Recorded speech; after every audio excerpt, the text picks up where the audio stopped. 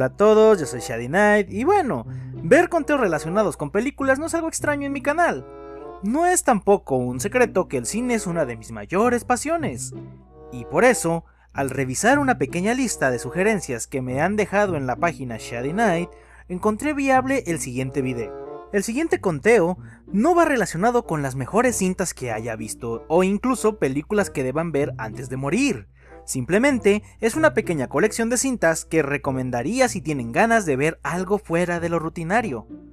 Puede que algunos ya las conozcan y para otros sea algo completamente nuevo, pero de mi parte para ustedes que ven estos videos, estas son 7 recomendaciones cinéfilas por Shady Knight.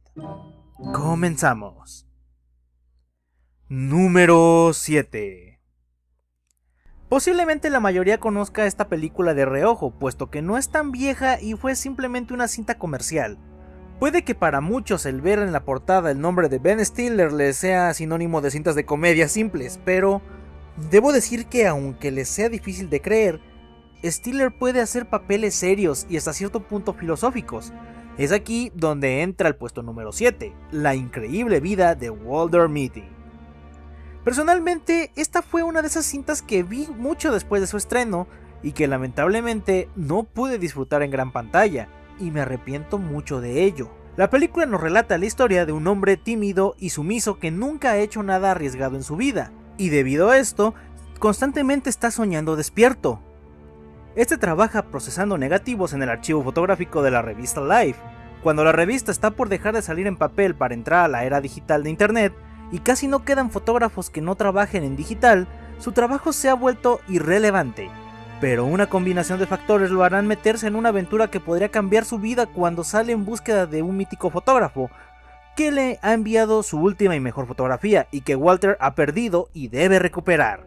Es así como nos arrojan un viaje en el cual el punto principal, más allá de encontrar el fotógrafo y el negativo perdido, se nos presenta algo muy espiritual, una pequeña y delicada disección ante las cosas que nos hacen mantenernos en un modo pasivo en vez de arriesgarnos ante cosas que nos gustaría vivir, el cómo el hombre se define más por sus acciones y no por su ostentoso puesto de trabajo o por ser alguien que se mantiene en un constante cumplimiento de normas sociales. La increíble vida de Walter Mitty le invita al espectador a la idea de que debemos vivir la vida antes de que sea tarde, de arriesgarnos de vez en cuando para no sentir que estamos muriendo lentamente en una sociedad muy conformista. El tomar decisiones sin retractarse, sin remordimientos, es lo que maneja mucho en esta cinta. Prácticamente es el aspecto más básico de la vida, presentado en pequeñas secciones para demostrarnos que buenas y malas decisiones existirán, pero al final de cuentas, mientras nosotros seamos los que decidimos qué ocurrirá, es cuando podremos decir que realmente comprendemos cuál es el misterio más grande del ser humano. ¿Qué es vivir? ¿Y por qué vale la pena? Nos da la propuesta de aprender a vivir y descubrir todo lo que simplemente soñamos o creamos con nuestra imaginación. Y eso para mí es algo que en verdad vale la pena verse. Una cinta ampliamente recomendada para soñadores. Por eso esta película es el puesto número 7. Número 6. El cine de Inglaterra siempre ha sido muy curioso. Estamos muy acostumbrados ya a las fórmulas americanas que a veces nos saca de onda ver ese tipo de cintas, pero a veces encontramos verdaderas joyitas de la comedia o drama. En esta ocasión estoy hablando de una comedia muy buena. El puesto número 6 se lo doy a Una noche en el fin del mundo, perteneciente a la mítica saga Cornetto. La película es protagonizada por Gary King y que es interpretado por Simon Pegg, un hombre desempleado y hedonista que decide reunir a sus amigos de la infancia para regresar a su pueblo natal, Newton Haven, e intentar hacer un recorrido que dejaron inconcluso 20 años atrás. La hazaña es conocida como la Milla Dorada y consiste en beber cerveza en 12 bares diferentes que forman un camino que llevan al último bar del pueblo llamado El Fin del Mundo. Pero al llegar al pueblo, que los vio crecer, se dan cuenta de que algo extraño está pasando, y lo que parecía ser una vieja noche de reunión y viejas añorancias, se convierte en una divertida comedia de ciencia ficción. La cinta cuenta con muy buenas actuaciones, un Simon Pegg que logra hacernos reír con su particular estilo de actuación, y una crítica severa al cómo la gente debe aprender a avanzar en la vida dejando en el pasado aquellos remordimientos de cosas que nunca cumplieron. Es lo que podemos encontrar en el film inglés. Puede que existan muchas otras comedias con tintes de ciencia ficción actualmente, pero Una noche en el fin del mundo es algo más emocional, por así decirlo. algo que se conecta con el espectador y busca atacar a tu fibra sensible ante un grupo de amigos que vuelven a reunirse después de 2 décadas, dejando ver cómo el tiempo los ha cambiado y deteriorado. Una comedia que no teme abordar temas humanistas para hacer que te encariñes e identifiques con el elenco antes de darnos una amalgama de chistes que van desde lo básico hasta el humor negro, y una invasión digna de una cinta de ciencia ficción, al igual que muchos homenajes al género. Así que si no has visto Una noche en el fin del mundo, este es el puesto número 6 y una recomendación de mi parte. Número 5. Cuando escuchamos la palabra stop motion, es irremediable pensar en cintas como El extraño mundo de Jack, El cadáver de la novia, Wallace y Gromit, Coraline, etc. Pero aunque estas cintas son muy conocidas y van dirigidas al ámbito familiar, existen algunas con un toque un poco más adulto, sin llegar a ser cintas fuertes, solo como una perspectiva más pulida de lo que es una crítica social y diseños peculiares. Es aquí donde entra el fantástico Señor Zorro. Estrenada en 2009 bajo la gran dirección de Wes Anderson, esta cinta nos pone en los zapatos de una sociedad de animales salvajes con facetas semi-humanas dentro de su propia comunidad. El protagonista es el Señor Zorro, un animal de mediana edad que se ve encasillado en un trabajo aburrido escribiendo columnas para un periódico local.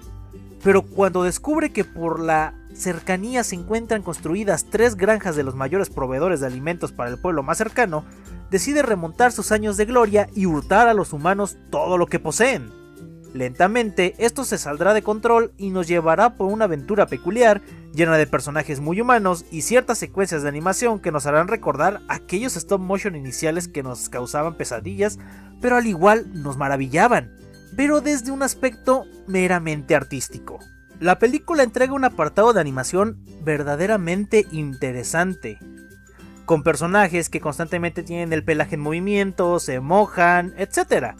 Y esto es algo complicado de armar en cine stop motion. La cinta resulta muy atrapante, lleva un ritmo lento que logra conquistarnos y hacernos sentir el universo como una fábula clásica, pero desde un punto de vista más maduro.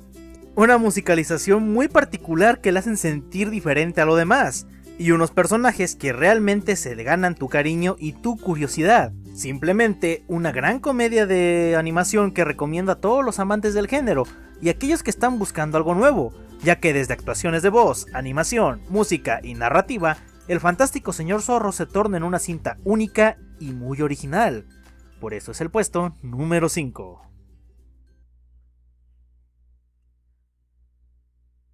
Número 4.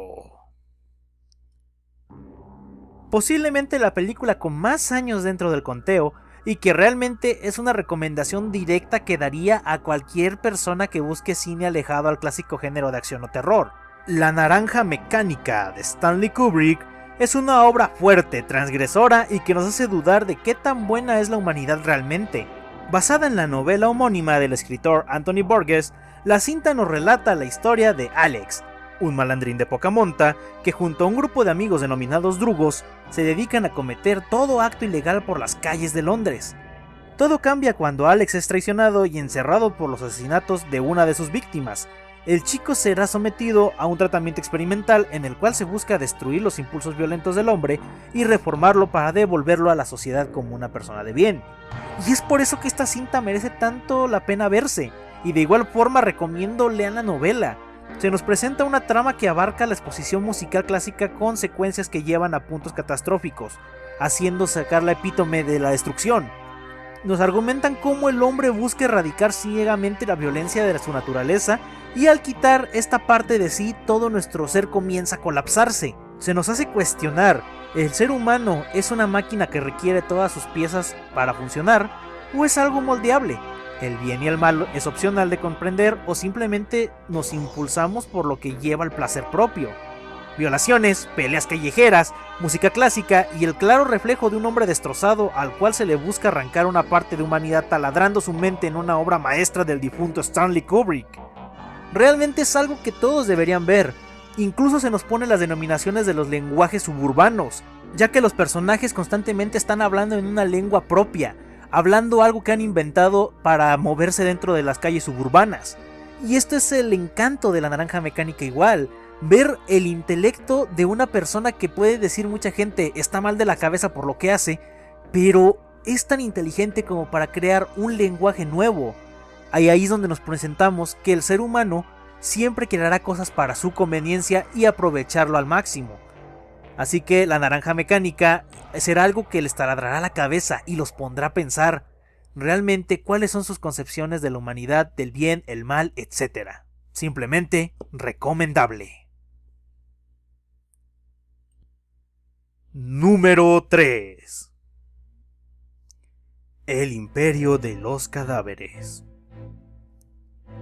Película estrenada en Japón a finales de 2015 e internacionalizada en 2016, El Imperio de los Cadáveres nos relata una historia ambientada en 1898, en el Imperio Británico, donde la humanidad ha adoptado la infame investigación del Dr. Frankenstein como una posibilidad para renovar la estructura laboral mundial. La reanimación de cadáveres para usos laborales bajos como lo serían cargueros, ayudantes de centros de investigación, etc. Pero, ¿qué pasa cuando alguien muere? ¿Dónde se quede denominado alma? ¿Acaso los 21 gramos que pierde el cuerpo al morir es el alma que se desvanece? ¿Se puede hacer artificialmente una? Estas son las cuestiones que se hace John Watson mientras se encuentra en una carrera contra el tiempo en búsqueda de las notas perdidas de Victor Frankenstein, tratando así de conseguir devolver el alma a un difunto reanimado.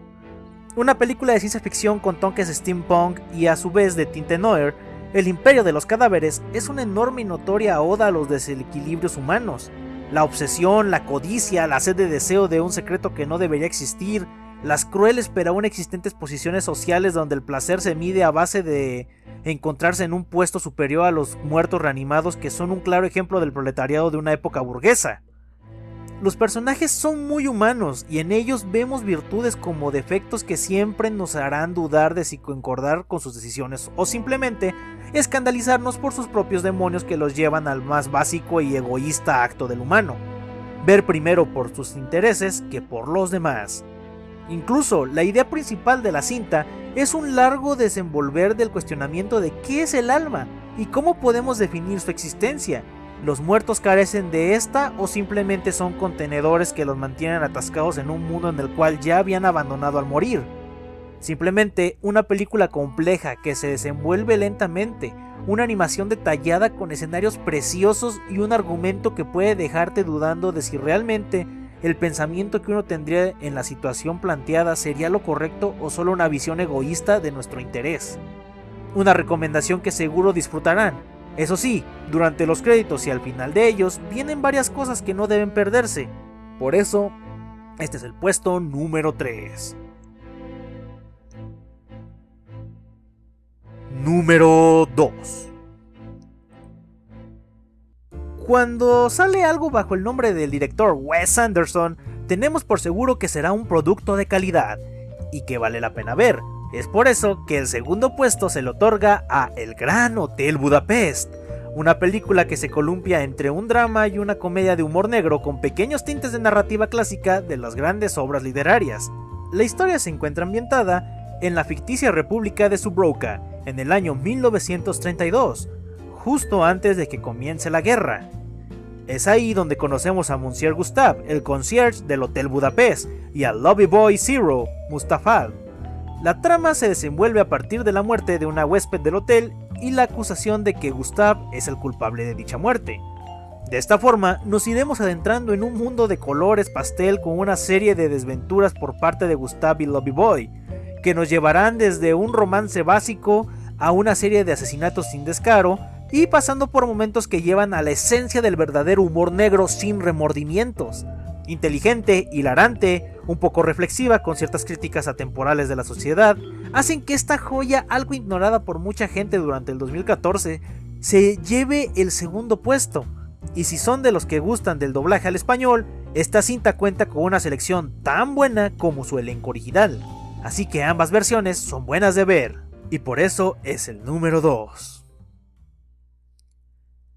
Y finalmente llegamos a la que considero una de mis mayores recomendaciones en general a todo tipo de público. El puesto número 1 es para The Brave O, o con los dos títulos que se les dio en Latinoamérica para sus proyecciones en cines y transmisión en TV, Valiente o La extraña que hay en mí. Una película que la vi en su tiempo sin esperar realmente nada. De hecho, no sabía a qué me enfrentaba cuando renté ya hace unos 6 años esta cinta, y debo decir que encontré oro puro en una película que simplemente pasó desapercibida por cinéfilos y espectadores promedio por igual. La cinta nos relata la historia de Erica Bain, una locutora de radio neoyorquina cuya vida da un giro dramático cuando una noche en plena calle, ella y su prometido reciben una brutal paliza a raíz de la cual él muere. Incapaz de superar la tragedia, Erica sigue rondando la zona en la que la atacaron, buscando pistas que la lleven a los responsables y tomar una decisión que tal vez no le agrade. Debo decir que la cinta es bastante intensa y cruda, a pesar de lo que su portada podría hacernos pensar. La actuación de Jodie Foster en el protagónico es brutalmente electrizante. Al presentarnos a una mujer que se le ha arrebatado todo lo que ama, cae fondo ese sentimiento de vulnerabilidad y frustración. El miedo que le impulsa a tomar justicia por sus propias manos hacen tan convincente todo lo que se nos presenta en pantalla. Se aborda el cómo el miedo es parte de nosotros, pero cuando finalmente nos encontramos con la naturaleza del miedo mismo, donde realmente debemos actuar, y a veces los caminos que nos lleva a tomar el temor harán que descubramos cómo el hombre cambia tan drásticamente al sentirse acorralado, al sentirse perseguido en un mundo cada vez más despiadado, y de cómo puede que esta nueva faceta que desconocíamos de nosotros mismos puede que sea algo que desaprobemos lógicamente, pero en el fondo lo deseamos. Y es donde entra el interrogante: ¿quién es hipócrita aquí?